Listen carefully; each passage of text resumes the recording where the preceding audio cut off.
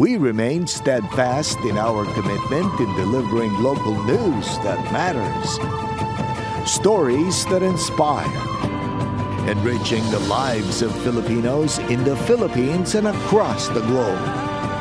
This is your GMA Regional TV. Buong puso para sa Pilipino.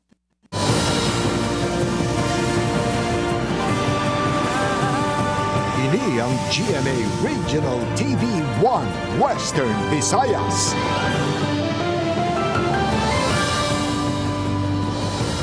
Maayong hapon, ini ang 1 Western Visayas, masaligan sa tsaran sang kamatuoran kagula sang ginadampigan. Ako si Gertrude Charlotte Tan. Magadulong sa inyo sang pinakadako kag komprehensibo nga mga balita sa Kabisayan nakatungdan. Caitlin Revilla, live sa GMA Iloilo Station. Kaag ako naman si Adrian Prietos, live diri sa GMA Bacolod Station.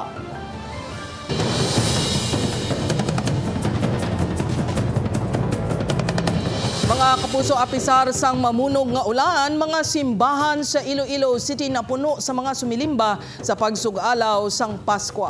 Pila ka mga pumuluyo naghingagaw pa nga magbakal sang regalo.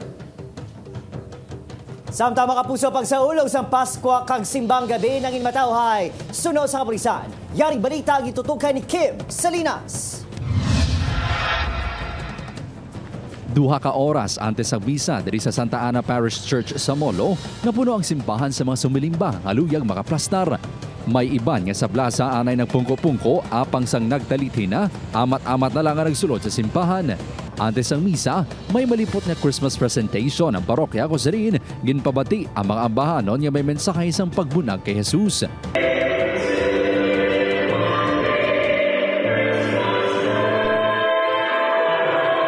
Sa Santa Maria Parish sa city proper, naanda na ang timprano nga paghiwat sang misa regalyo.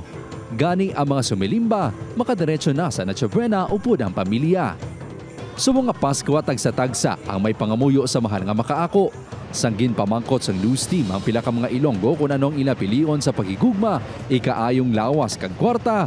Ang health gid yung pilion ko kay para mas okay gid. Good health lang sa tanan nga tao. Balay ni tawag kita na sa kwarta na, basta importante ang lawas ta, okay lang yapon. Love yapon para sadya. Samtang hindi madula ang mga regalo tagsa kapaskwa, talalupang ton nga madamo pa ang naghingagaw nga magpamakal sa downtown area. Mga gifts nga ihatag namon para sa mga bata kag sa mga children sa tupad balay namon. Time ni para mag-share, ang maging totoo sa self nga palangga mo man balang isig mo kapareho. Siyempre palangga mo mga apo mo bisan gamay-gamay lang ianan mo lang sa mga bayo nga bago. Sa record sang Iloilo Police Provincial Office, halin sang nagsugo ng simpang gabi tubtob subong adlaw, wala sang na-record nga dalagko nga krimen. Padayon ang aton sini nga pag-deploy sa aton sini nga mga kapulisan, rason nga pangin malinong pagpatawhay no ang aton nga pag-observe sa aton sini nga simpang gabi kag sa aton sini nga Lisa de Gallo. Upod, Kermel Porquilla, Kim Salinas. 1 Western Visayas. Kapuso, mga magpamilya naman sa Bacolod City sa Negros Occidental, may nanarisaring ipamahagi sa pagsaulog sang Pasko. Samtang Noche Buena nang inmasmasadya upod ang pamilya kag mga abyan nga dalang blessing sa tagsa-tagsa. Nakatutok Aileen Pedreso. Pagpasalamat sa bugan ang agrasya nga nabaton kag ikaayong lawas sini nga tuig ang sentro sang selebrasyon sang pamilya sa Bakan sa gabi sang Noche Buena sa Bacolod City. May wishlist pa nga gintapik sa dingding ang kada miyembro sang pamilya.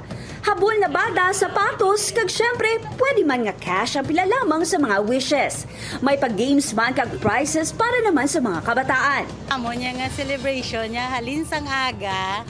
Hasta ginaya magkaagaho naman kami ya kay bilog kami nga pamilya traditionally na namon ginaselebrar ang Christmas kay amo na siya ang time nga tanan kami ga sinadya. Kung bilog nga pamilya nga nagaselebrar ang pamilya sa Bacan, solo naman nga ginaselebrar sa 62 anyos nga si Tatay Romeo ang Pasko. May gamay nga ham kag tinapay nga hatag pa sang iya tupad balay ang solo sini nga ginakaon sa iya magamay nga hayop-hayop. Masubo man bangon ini sini maupod ang pamilya sini nga Pasko. Nagapasalamat ini sa mga blessing gikan sa mga tawo nga wala nagapabaya sa iya. Nakaon lang ko gaya ko nila tululuwa ko mo. Ti, ang ma-wish ko lang sa iya nga, ti, mapagsik pa siya Kag malawig pa yung iya nga kabuhi. Samtang napuno naman sang sumilimba ang San Sebastian Cathedral sa bisperas sang Pasko. Labaw sa material nga butang ang tagipusoon nga puno sang pagpalangga kag pagpasalamat ang importante sa pagselebrar sang kaadlawan sang manluluwas nga si Hesukristo. Upod Gerwal Banggoy, Eileen Pedraso, One Western Visayas. Mga turista, enjoy sa ila bakasyon kag Christmas celebration sa Boracay. Otoridad may hingyo sa mga nagabakasyon sa isla. Ini ang gitutukan ni Ashley Liza. Napuno ang Our Lady of the Most Holy Rosary Church sa isla sang Boracay sa ginpatigayon nga misa kagabi sa besperas sang Pasko. Sa beachfront, madamo man sa mga tawo nga nagapaliwaliwa. Sa adlaw sang Pasko, madamo ang aga pa nga nagpadulong sa beachfront para mag-enjoy sa mga aktibidad kaangay sang pamilya ni Jerry nga gikan pa sa Cebu. Dinala pa lahat ng pamilya dito para mag-try naman nila yung Boracay. Ganda ng Boracay. Si Angela, ginpili man nga sa ulugan ng Pasko sa Boracay, kaupod ang barkada. Kasi naman po kasi dito, maganda talaga po kasi dito sa Boracay, kaya dito po namin isipang mag-celebrate. Padayon sa gihapon ang pag-abot sa mga turista sa Katiklan Jetty Port. Gani ang kapulisan, kaupod ang Philippine Coast Guard nakaalerto. Mga K9 units rin po tayo to check the luggage, yung mga cargos po ng ating mga bisita. 34 kaduga nga police personnel ang ginaugment sa isla para masiguro ang seguridad sa mga bisita. So far, wala naman po mga major crimes na tayong naitala. Sa pagdamo sa mga turista, may hinyo naman ang otoridad. We re-emphasize the responsible tourist, no? Yung sa atin lang naman dito na they will have that great experience while they are here in our island of Boracay. Na sana maging responsible sila in terms of their safety as well, and as well as especially with our mga sa solid waste natin dito. Una naging pahayag sa Malay Tourism Office nga nalapawan na ang target nga 1.8 million tourist arrivals sa bunga tuig, bangod masobra na sa 2 ka milyon ang mga nagbisita sa Boracay humalin Enero tubtub Disyembre sa bunga tuig. Balita halin sa probinsya sang Aklan, Ashley Liza, One Western Visayas. Ginbawian sang kabuhi ang magtiya nga Sanday Angeline Joy Tonog, 22 anyos kag isa ka tuig nga bata nga babayi sang aksidente nga nabungguan sang Roro bus sang ila ginasakyan nga motorsiklo sa barangay Halandoni, Kulasi, Antique Sabado sang hapon.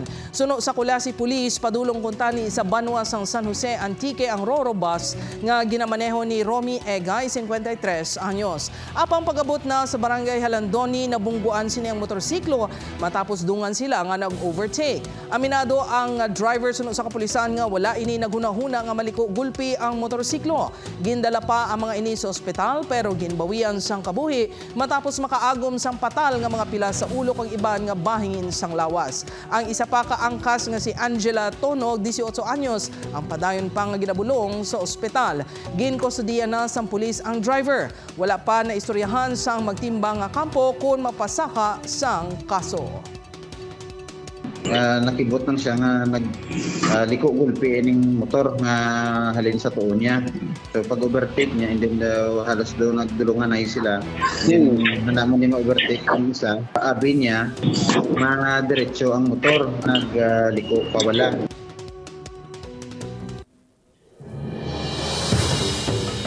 Anom kabalaygan lamang sa kalayo sa nagluntad nga sunog sa Barangay 1 Bacolod City sang weekend. Mga nabiktima sang sunog sa evacuation site na nagsugalaw sang Pasko. Nakatutok Eileen Pedreso. Imbis nga pagpreparar para sa Noche Buena, diri sa Taytay nagdinalaga ng mga residente sa Purok Bulinaw, Barangay 1 sang ginlamon sang sunog ang ilang mga balay sang Sabado sang gabi. Ang iban may mga gamit pa nga nasalba, pero ang kalabanan ginuna ang miyembro sang pamilya nga makasalbar sa halit sang kalayo. Sa tuman kadasig sang paglaptas sang kalayo, ang linya sang kuryente sa lugar ang nalabot man. Pabasko gidya laga ng mga bata niya, may ngeta korong. Mapaabot ang amo sining matabo.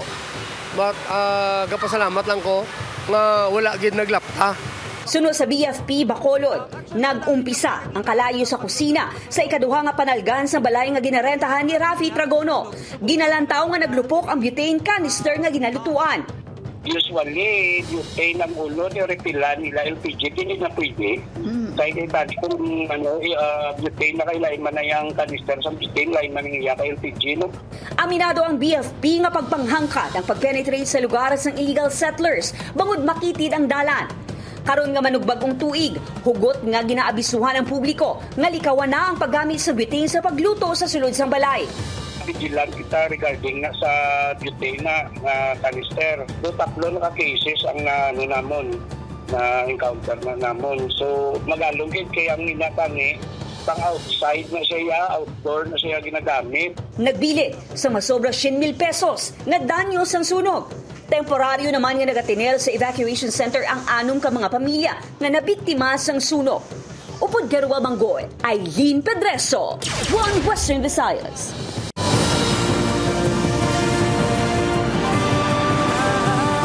Ini ang GMA Regional TV 1 Western Visayas. Mga terminal kag port sa syudad sang Iloilo nangin matawhay na subong nga adlaw sang Pasko. Outbound passengers sa mga puerto sa syudad humalin kahapon naglabot sa masobra 12,000. Ini ang gintutukan ni Kim Salinas live sa Parola Wharf sa Iloilo City. Kim?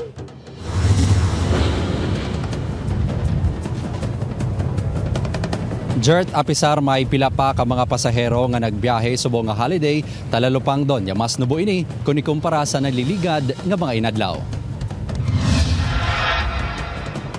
Talalupang don ya matawhay na ang mga bus terminal kag port sa syudad sang Iloilo subong adlaw sang Pasko nga ginakabig man regular non-working holiday. Sunod sa konduktor sa bus terminal sa Haro, just 15 minutos lang ang tinil sang ilang bus agad makabiyahe man ang iban nga units bangod gamay lang ang pasahero. Gamay subong kwan kay ang iban way manggapuli gid niya kay iban ga board man ti sang Sabado lang ta mo to damo kay daw na bala kay long weekend pero subong way nagawa laka nagawa. Bangod gamay lang ang pasahero, madamo sa nakapark ng mga bus padulong sa Southern Iloilo, Antique Gagaklan sa terminal. Si Wendy naghingagaw nga makasulog sang Pasko upod ang pamilya. Isa ka tuig man kuno ini nga wala makapauli. Dala sini ang dako nga teddy bear nga irigalo sa iya manghod. Excited gid kuya kay pa makaupod ko mga pamilya ko. Para mag-enjoy man sila kay almost 1 year wala ko sa tupad nila. Isipan ko nga mabakal ko teddy bear para sila. Sa Iloilo Fast Craft Terminal, matawhay man ang biyahe. Nahibaluan nga ginbuhinan ang regular nga biyahe sa mga fast craft halin Iloilo, Bacolod City kag vice versa subong adlaw. Sa record sa Coast Guard Iloilo Station, halin kahapon tubtob kainas ang aga, naglabot na sa masobra 12,000 ang outbound passengers, samtang masobra 10,000 ang inbound passenger sa 16 ka mga puerto kag 6 ka wharf sa probinsya. Sa awa naman po, wala po tayong na-receive or recorded po na mga reports or incidents po pertaining to maritime-related incidents, sir. Sunod sa Philippine Coast Guard, regular ang ilang pagsikyar sa mga sakayan pandagat, agad hilway ang pagbiyahe sa mga pasahero. Jert, diri sa Parola Wharf nga may biyahe Iloilo Guimaras kag vice versa sa aton pagpangusisa nangin matawhay kagamay ang mga pasahero nga nagbiyahe subong iyang Pasko. Apisar man nga holiday alas 10 karon sa gihapon sa gabi ang last trip sang ferryboat pakadto sa Guimaras. Jert. Madamo nga salamat kag Merry Christmas kapuso Kim Salinas.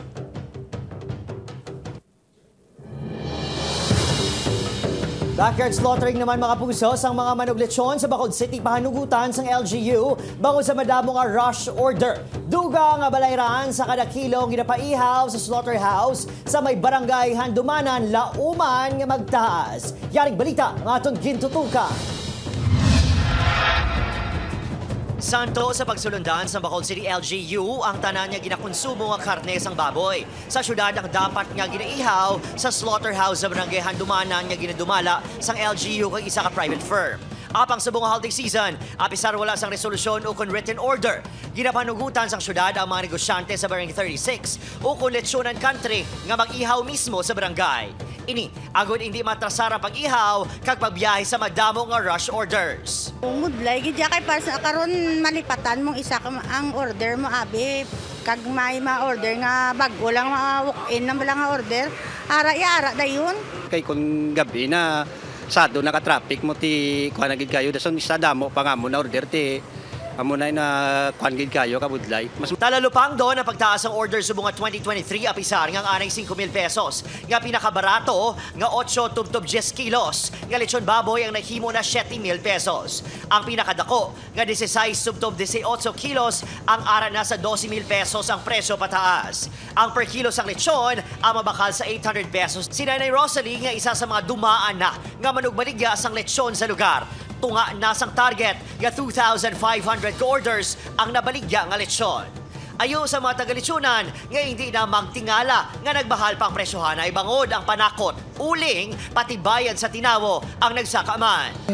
Gasolina pa bukid mo na bala. So guys sige reklamo siyempre nang Berman subong amo ginaya mahal ginayang baboy. Apang sunod sa Committee on Markets and Slaughterhouse, magapabili ng ila routinary inspection upod ang city vet. Sa 2024, mas istriktohon ang pagpatuman sang no backyard slaughtering order.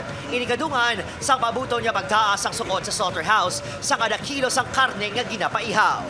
Except, amuna, daw gintagaan anay konsiderasyon ang salitsunan, pero again, gahambal kita nga hindi na gina pwede for long term. No? Kaya under sa aton rules, aton policy, dapat dito gina sila yan. Nagpasalig man ang mga manag-ihaw nga limpyuhan sang maayo ang mga ginaihaw nila nga baboy.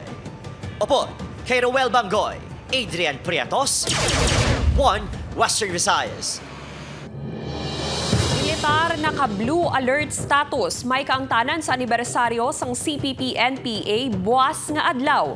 Police Regional Office 6 ginabisuhan ng kapulisan nga mangin mabinantayon sa posible akto sang rebelde nga grupo. Ini ang gitutukan ni Kim Salinas. Padayon ang focus military operation sa kabukiran kag pagpanghanda sa posible akto sang rebelde nga grupo. Ini ang pinasatikang sang 3rd Infantry Division sa militar agud masiguro ang kalinong kagkatawhay sang komunidad. Yara karon sa blue alert status sa militar may kaangtanan sa ika-55 anibersaryo sa Communist Party of the Philippines, New People's Army kon CPP-NPA buwas nga adlaw.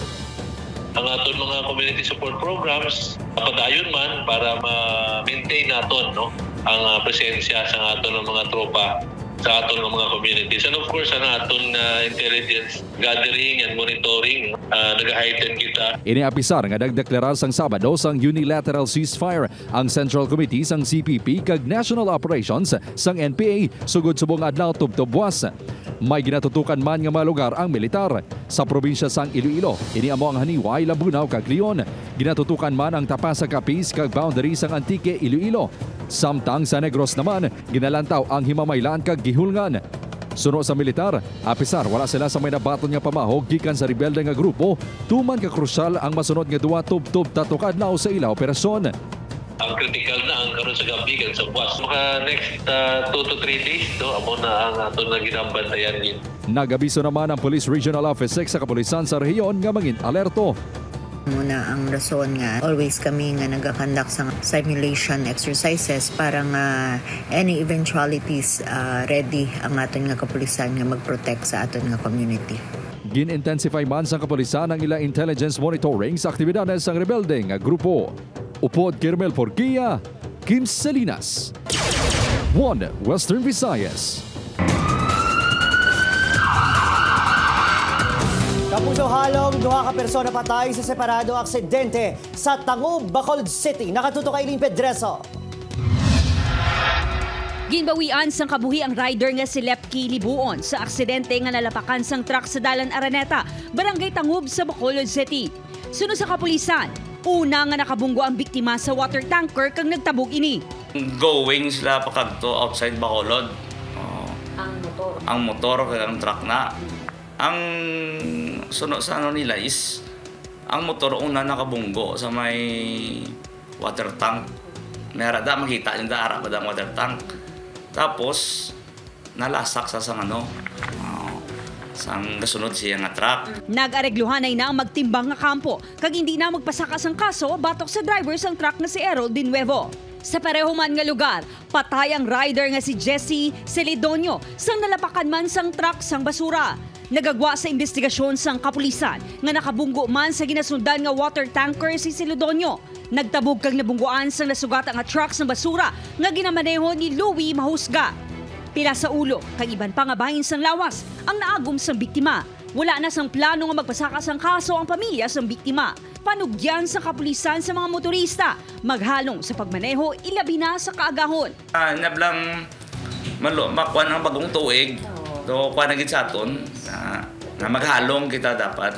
Either duwarida, motor, or salakyan man. Nagaayo man ang kapulisan sa barangay kag LGU nga mahimo magpahamtang sang suga sa lugar kag itrim ang mga tanom sa tunga sang karsada. Upod kay Reynald Castillo, Aileen Pedreso, One Western Visayas. Department of Health nagapanugyan sa publiko nga maggamit na lang sang alternatibo nga pampagahod sa bagong tuig kasunod sa na-record nga 9 na ka mga firecracker-related incidents. Ini ang gintutukan ni Tess Ordales. Mas ginapabaskog pa karon sang Department of Health ang pagkampanya batok sa mga palupok kag panawagan sa mga ginikanan nga napagpasugtan ng mga bata nga maguyat sang palupok ilabi na sa naghilapit nga bagong tuig. Ini pagkatapos nga nagsaka na sa siyam ang mga firecracker-related incident nga na-record sa Western Visayas dumarin sang December 21 tubtob December 24 subong tuig 2023. Sa records ng ahensya, kalabanan sa mga palupok nga naging rason sa pagkapila sa mga biktima amo ang Boga, Piccolo, Baby Dynamite kag Goodbye Philippines. Agud masigurong hindi makalusot sa mga baligyaan ng mga ginadumilian nga palupok ang mga katapos ang Bureau of Protection regular nga nag-inspeksyon sa mga manugbaligya. Kapit ng New Year para ma-make sure nga observe sila sa insakto nga protocols ta. Hindi lang ta crackers usually kung hubog kita. Kaya mostly mo na ang cost. Ginapanuginan man ang publiko nga magamit na lang sa ibang alternatibo nga pampagahod sa New Year. Magluwas sa inspection, may naka-standby man nga fire inspector sa designated firecracker area sa syudad. May mga safety protocols na sila nga gina-observe, no? May mga balas na sa tupad nila, tubig, kag mga especially ang fire extinguisher. Madumduman nga nagsugod na sa pagbaliga sang palupok ang mga vendors sa firecracker designated area sa Iloilo City. Tinutuyos ang otoridad nga mapaiway ang disgrasya kag halit nga dala sang paggamit sa mga palupok sa bagong tuig.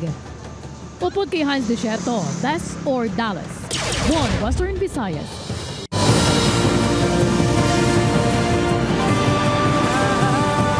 Ini ang GMA Regional TV 1 Western Visayas.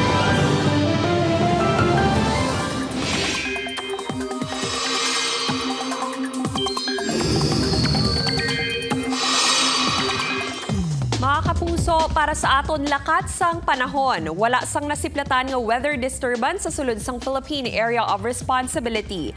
Apang maghanda gihapon sa posible lapta-lapta nga pag-ulan, pagpanaguob kag pagpangilat nga dala sang localized thunderstorms.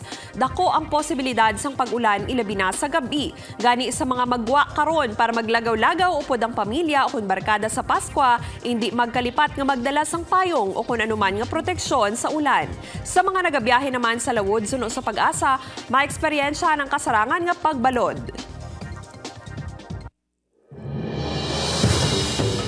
Hoy perde, mga ukay-ukay vendors sa tubang sa Bacolod City Public Plaza ang ginsaylo sa Dalan Ballesteros nagareklamo sa mahina nga baklanay. Mga nagbulo sa plaza nga manugprotas naman may pareho man nga reklamo. Nakatutok Aileen Pedreso. Hindi gid merry ang Christmas sa mga nagabaligya sang ukay-ukay diri sa Dalan Ballesteros sa siyudad sa Bacolod. Sa ila bago nga pwesto matapos ginpahalin sa public plaza. Bisan lalabyan ang lugar, laka lang gihapon ang nagahapit kag nagalantaw sa ilang mga baligya. Ang pigaw gid ya. Wala gid mayo baklanay kay ang ginapakita sang tawo pagkaon hindi relief. Nagapati ini nga makabawi man sila antes ng bagong tuig. Para sa iya, mas maayo man diri kun ipaanggid sa iladaan nga pwesto sa plaza. Mas okay pa di kaya perde kami to katama.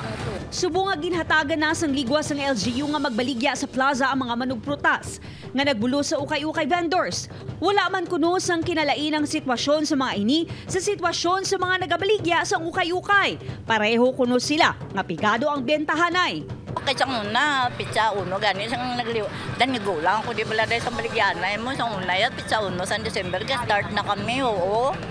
Yang diyan nagkuan nagdugay nagalawig. Naglayo nga amon. Madumduman nga ginhimo ang pagpahalin sa mga ukay-ukay vendors kasunod sang reklamo sa pila ka mga bakulod nun nga nagatabon sa matahom nga view sang plaza ang mga nasambit nga mga stalls. Upod kay Reynald Castillo, Aileen Pedreso, One Western Visayas.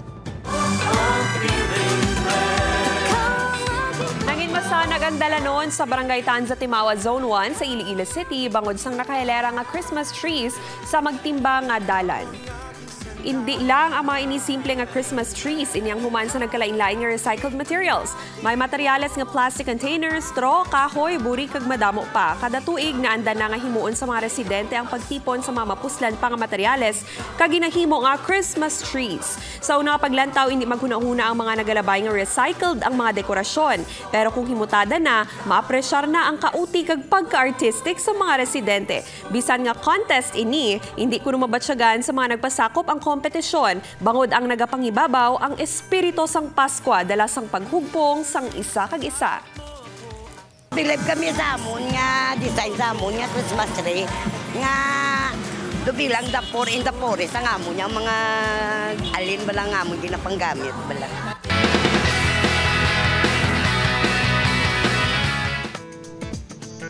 Magasulong, magabangon, magabato, kag magapadayon. Ini mga dapat mantayan sa GMA Afternoon Prime sa 2024. Padayon ang paghatag inspirasyon ni Jillian Ward bilang Doc Annalyn Santos sa Abot Kamay na Pangarap.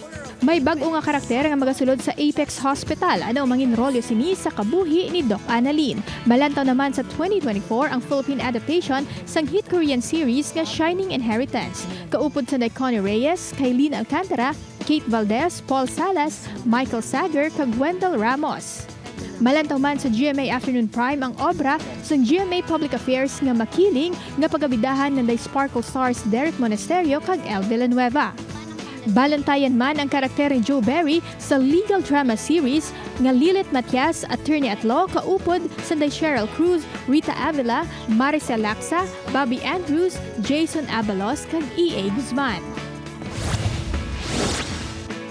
Ginpakigbahin sa pila ka kapuso kag sparkle artist sa social media ang ila Noche Buena ganap.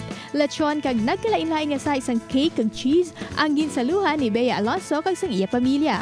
Spotted si Raver Cruz sa Noche Buena sa pamilya sang girlfriend sini nga si Julian San Jose. Kag si Julie yara man sa salo-salo sang Cruz family.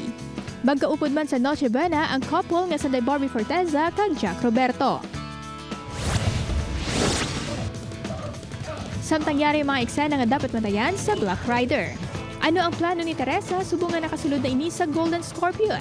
Kag anuman ang plano sang sindikato matapos liwat nila nga nadakpan si Neneng. Masalbar pa ay hanini ni Black Rider. Bantayan ang mga maaksyon nga eksena pagkatapos ng 24 oras. Mga kapuso, 7 days na lang, New Year na. Sa aton mga puso diri sa Western Visayas, nagsubong man sa aton mga puso abroad. Madamo nga salamat sa pagtutok. Ako si Adrian Prieto. Kapuso, mag-isa kita kagibaluon ng mga balita tungod local news matters. Ako si Caitlin Revilla. Kag ako si Gertrude Charlatan. Ini ang One Western Visayas, bugos nga puwersa para sa mas dako nga misyon kag mas masangkad nga pagserbisyo sa pungsod.